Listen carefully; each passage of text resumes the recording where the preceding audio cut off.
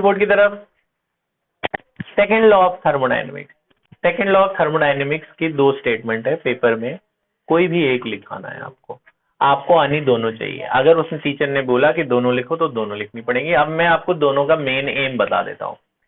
Second law, first law का क्या मतलब था याद है? फर्स्ट लॉ कहता था किसी थर्मोडायनेमिक सिस्टम में अगर हीट देते हैं तो वो दो काम करता है। पहला, सिस्टम की इंटरनल एनर्जी चेंज करता है, दूसरा कुछ वर्क डन करता है। जब पार्टिकल मूव करेंगे तो कुछ वर्क डन करेगा। सेकेंड लॉ के दोनों स्टेटमेंट का एक ही मतलब है, क्या कहते हैं? फर्स्ट जो आपने अपने केल्विन की स्टेटमेंट लिखी, केल्विन ने क्या बोला था? इट इज इम्पॉसिबल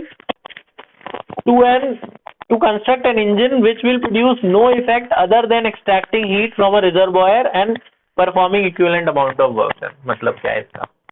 मतलब मेरे पास एक इंजन है, ठीक है? इंजन के अंदर का टेम्परेचर ज्यादा होता है ना, अंदर हीट होती है, और बाहर का टेम्परेचर, सराउंडिंग का टेम्परेचर कम होता है। तो जो बाहर का इन्वायरमेंट होता है ना, उसे रिजर्वायर कहते हैं। तो बाहर से अगर ऐसा तो नहीं हो सकता है कि कोई इंजन बाहर से हीट ले और अपना इंजन चला ले। बाहर तो हीट ही नहीं है, बाहर तो ठंडा मौसम है, बाहर इंजन से तो टेम्परेचर कम है ना। तो इन शॉर्ट ये कहना चाहता है कि एक बॉडी जो लो टेम्परेचर पर है और एक बॉडी जो हायर टेम्परेचर पर है, लो टेम्परेचर से हीट नहीं ली जा सकती, हायर टेम्परेचर पे नहीं दी जा सकती। हाई के पास हीट होगी ना, वो अपनी हीट देगी ना लो को, लो वाला थोड़ी हीट दे देगा हाई को। बात समझ में? इन शॉर्ट वो ये कहना चाहते हैं। तो पहली बात समझ में आ गई कि भाई कोई भी ऐसा, मतलब मेरे पास देखो एक गर्म बॉडी थी, एक ठंडी, आपको याद है heat loss equal to heat gain एक कंसेप्ट किया था। तो अगर एक गर्म और एक ठंडी बॉडी साथ में रख दोगे तो body always flows from higher heat always flows from higher temperature to lower. Lower से हीट जाएगी क्या हायर में? नहीं, लोअर पे तो हीट ही नहीं है। तो कोल्ड क्लाइमेट से वो हीट लेके अपना इंजन कैसे चला लेगा? कोल्ड पे तो हीट ही नहीं है, तो इंजन चला ही नहीं सकता वो। तो ये पहली स्टेटमेंट है कि एक ऐसा इंजन हम नहीं बना सकते हैं जो रिजर्वायर से हीट लेके अपना इंजन चला ले। रिजर्वायर पे तो पहले ही हीट नहीं है, वो कहां से वहां से हीट ले लेगा। दूसरा स्टेटमेंट था क्लॉसियस स्टेटमेंट। क्लॉसियस ने बोला it is impossible for a self acting machine unaided by any external agency to transfer heat from a body to another body at higher temperature. वही बात वही है इसमें भी कि भैया दूसरी स्टेटमेंट भी वही है कि कोई भी ऐसी एक मशीन जिसके पास कोई एक्सटर्नल सोर्स नहीं है, अपने आप ऐसा नहीं होगा कि भाई वो लो टेम्परेचर से हीट लेके हाई टेम्परेचर वाले पे डाल दे। ऐसा नहीं होगा ना।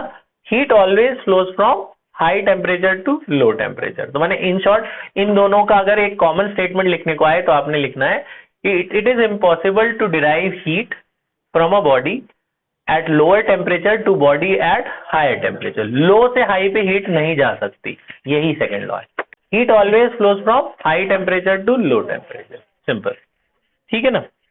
उसके बाद आपने लिखा रिवर्सिबल और इरिवर्सिबल प्रोसेस।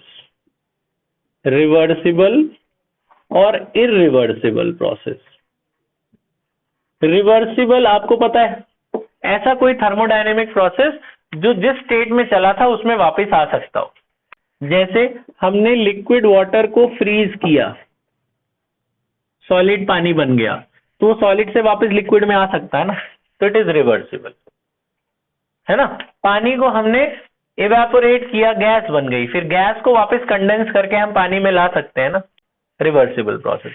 इरिवर्सिबल जो वापस ना आ पाए, जैसे आयरन में रस्ट लग गया, आयरन में रस्ट लग गया, अब रस्ट से वापस आयरन तो नहीं बना सकते ना, समझ रहे हो। गैस को डिफ्यूज कर दिया, रूम में चली गई, फैल गई गैस इधर उधर, अब वो सारी गैस वापस तो नहीं ला सकते, वो तो चली गई इधर उधर चली गई, उसको ढूंढेंगे कहां से। बात समझ नहीं? तो जो इरिवर्सिबल है, जो वापस नहीं लाया जा सकता, है ना, ठीक है। ये बात समझ में आ गई, इरिवर्सिबल रिवर्सिबल। बेटा एक और चीज है जो आपने नहीं लिखी, मैं आपको समझा देता हूं, हम लिख चुके, साइक्लिक प्रोसेस। साइक्लिक वो जो हम पहले कर चुके हैं, याद है, एक गैस को हमने हीट किया था, उसका प्रेशर वॉल्यूम बढ़ा था, फिर वापस हम उसी स्टेट में नहीं लाए थे, जहां से चली थी वहीं वापस आ जाए, अलग अलग प्रोसेस में, और जहां से चले वहीं वापस आ जाए, उसे क्या कहते हैं हम लोग? Cyclic process. बात समझ में आई? तो ये चैप्टर का लास्ट टॉपिक था बेटा, ये चैप्टर खत्म। इसके फॉर्मुलेज लिखते हैं और इसके कुछ कंसेप्ट बेस्ड और न्यूमेरिकल करते हैं। पॉज करो। हाँ